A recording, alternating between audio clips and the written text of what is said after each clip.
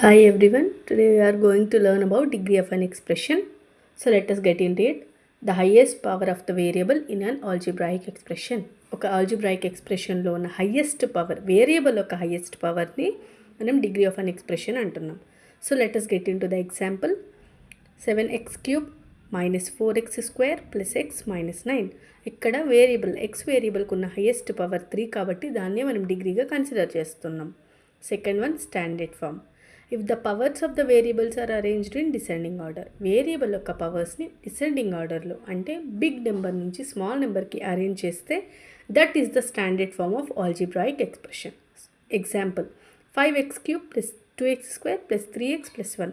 ఇక్కడ మనకి highest degree is x to the power of 3. So next descending order 2 and 1 ended with a constant.